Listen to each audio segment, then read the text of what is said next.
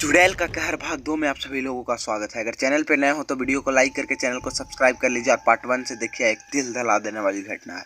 तो guys video शुरू करते हैं। वह जैसे जैसे आगे बढ़े जा रही थी, एक विशेष किस्म का तीव्र खुशबू भी बढ़ती जा रही थी। अगले चंद सेकंड में वह उसके सामने थी। जयंत की नज़र उस काले साये पे पड़ती तो वह देखकर प्रफुल्लित हो जाता है। और वह एक 5.5 फीट की कोई औरत काली साड़ी में उसके सामने खड़ी है। उसके सामने मुख घूंघट के अंदर छिपा रखा था। उसके पेट में काफी बड़ा हिस्सा ढके न होने के वजह से उसकी नाभि का उभार जयंत साफ साफ देख पा रहा था। जयंत नजरें उसकी नाभि पर ही टिक गई थी, जैसे रावण की शक्तियां उसकी नाभि में निहित थी। ठीक उसी प्रकार जयंत उसके नाभि के बावजूद एहसास हो रहा था कि वह हाल उसने खामोशी को तोड़ते हुए जयंत से ही प्रश्न किया, यहाँ इतनी रात को क्या कर रहे हो? उसकी यह बात सुनते ही जयंत बोला, तुम्हें इससे क्या मतलब?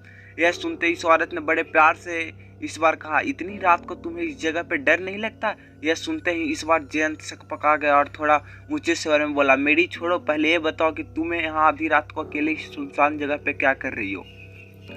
यह सुनते ही उसने चालाकी भरी जवाब दिया और बोली, अब मैं अकेली कहाँ हूँ, तुम भी तो साथ हो। यह कहकर वह खिलखिलाकर हंस पड़ी। इसके इस हंसी के साथ जयंत भी कुछ समान स्थिति में हो गया। जब उसकी हंसी रुकी तो वह बोला, मैं तो अक्सर यहाँ आती रहती हूँ, लेकिन तुम्हें पहली बार देखा है। जयंत ने भी उसकी इस हमदर्दी को देखते हुए अपनी सारी कहानी बता दी, जिसके सुनने के बाद वह हंस के बोलने पड़ी, बाबू, होने को कोई नहीं टाल सकता। जो होना है वो तो होकर रहेगा ही। इसे ना तुम बदल सकते हो और ना ही। यह कहते ही वह एकदम से चुप हो गई। जयंत ने भी कुछ नहीं कहा।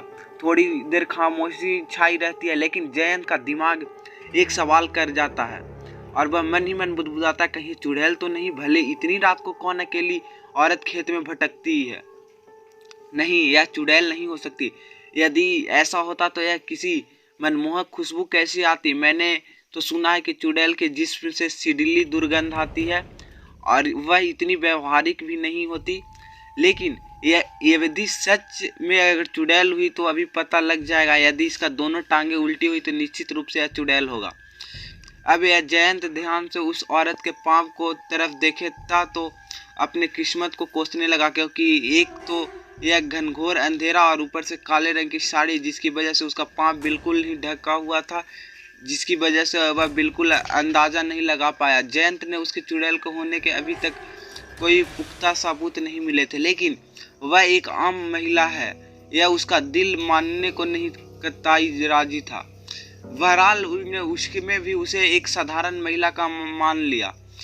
जयंत ने चुप्पी तोड़ते हुए उससे कहा, हाँ बिल्कुल सही कहा तुमने, लेकिन इतनी रात को इधर क्या कर रही हो? पता है ना, इस इलाका बाहुबलियों का है, जो ऐसे जगह पर इतनी रात को किसी खतरे का निमंत्रण देने जैसा ही है। अगर मेरी मदद ही करना चाहते हो तो यहाँ से करीबन 3 किलोमीटर पर मेरा गांव है, वहाँ मुझे छोड़ दो। बेशक मैं छोड़ दूंगा, मुझे कोई दिक्कत नहीं है, लेकिन क्या नाम है आपके गांव का?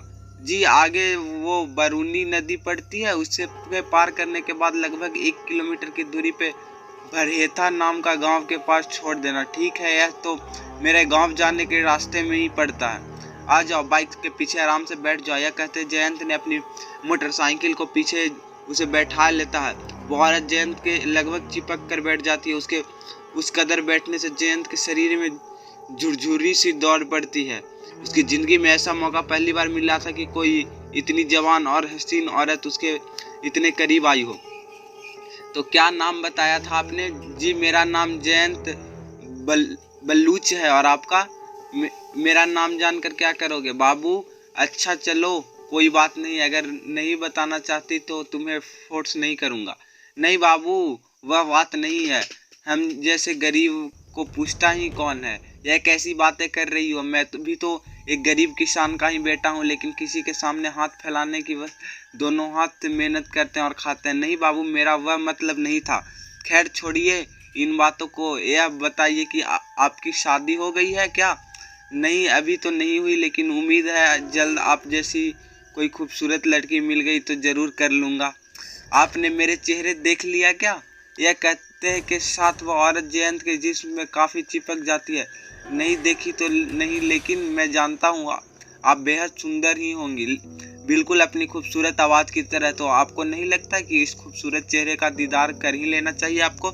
यह तो मेरी मन की बात कह दी आपने। मैंने तो आप कब से आपके चेहरे देखने को बेताब था, लेकिन कहने से डर रहा था कि पता नहीं आप क्या समझो। तो जब आप पीछे पलटे तो इस बार उसने बड़ी है मजाकता भरी आवाज में कहा था। जयंत का इस वक्त पूरा ध्यान बाइक चलाने पर था। वह चार कर रहा था कि उसके चेहरे देख नहीं पा रहा था, क्योंकि इसके बाइक के साइड मिरर पीछे हफ्ते के हटा दिए थे और रास्ते टूटी फूटी होने की वजह से उसका ध्यान सड़क के सामने था। अगले ही पल वह औरत जयंत के कमर के हाथ आगे की तरफ बढ़ाते हुए उसे प्यार से जकड़ लेती है और बोलती है, अब तो पीछे पलट कर देख लो मेरी जान। अचानक इस बदलाव से जयंत का बदन थरथरा उठा। उसने सोचा कि अब इसे अचानक क्या हो गया, यह क्यों बार बार मुझे अपने चेहरे को दिखने को पीछे पड़ गई है। अभी जयंत इन्हें सब सोचने तो खो गया।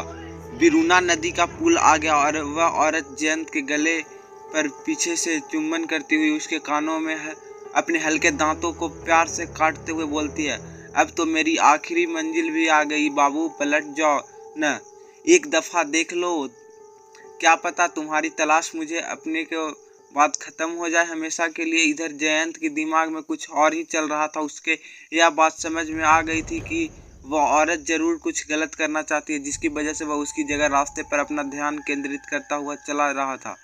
जब उससे नहीं रहा गया तो वह बोल पड़ा, अरे इस कद्र परेशान मत करो, देखो बरूना नदी को पार करते ही जैसे ही मैं तुम्हारे गांव छोड़ूंगा तो उतरने के बाद मुझे अपना चेहरा दिखा देना, क्योंकि गाड़ी चलाते हुए तुम्हारी चेहरा को देखने के लिए असंभव है और दुर्घटना होने की संभावना ज़्यादा है। जयंत की यह बात सुनते ही वह इस बार चीख कर बोली, ए लड़के, मैं कहती हूँ पीछे पलट, नहीं तो सही नहीं होगा।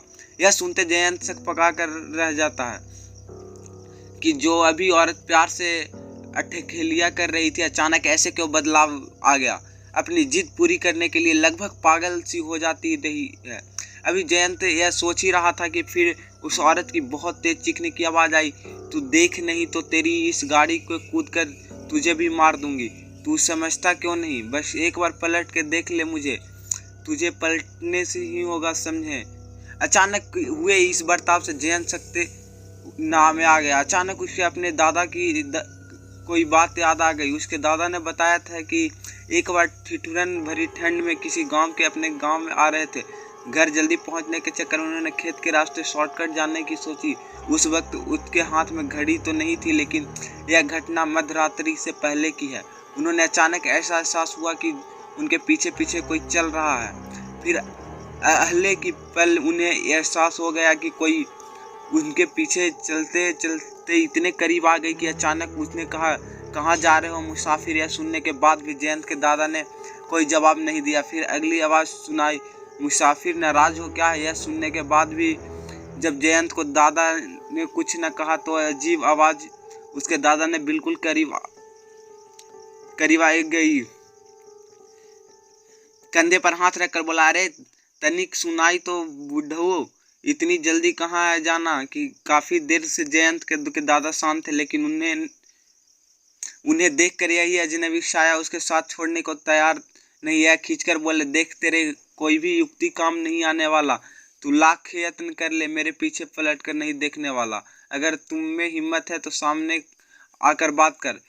उनके ऐसा कहते ही वह साया वहां से गायब हो गई और पूरे रास्ते उन्होंने किसी के परेशान नहीं किया। इस बात को भली भांति जानते कि पीछे पलटकर देखने पर इस तरह की नकारात्मक शक्तियां उनके साथ घर आ जाती तो वह पलटते ही उनका अनिष्ट कर सकती है।